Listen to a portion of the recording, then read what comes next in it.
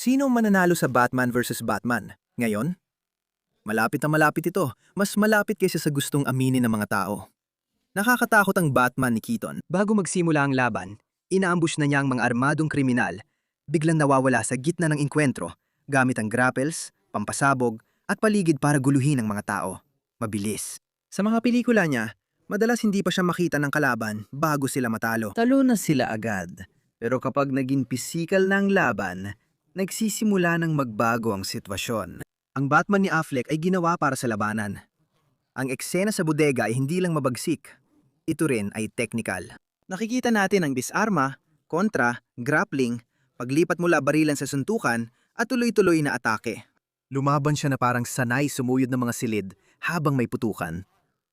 Mahalaga rin ang gamit dito. Hayang tiisin ng kasuotan ni Affleck ang tuloy-tuloy na putukan, pagsabog at malalakas na tama. Matalino at maraming gamit ang gamit ni Keaton, pero mas maganat para lang sa hit and run tactics. Hindi pang matagalang labanan, kaya ganito ang resulta. Si Keaton ay unang nakatama gamit ang usok, bitag at mga biglaang suntok. Nayanig si Affleck at maaring natumba pa siya minsan. Pero patuloy siyang bumabangon, unti-unting lumalapit at pinipilit ang laban sa mas masisikip na lugar kung saan hindi na gaanong mahalaga ang ambush. Kapag tumatagal ang laban, lumulutang ang lakas, grappling at combat training ni Affleck.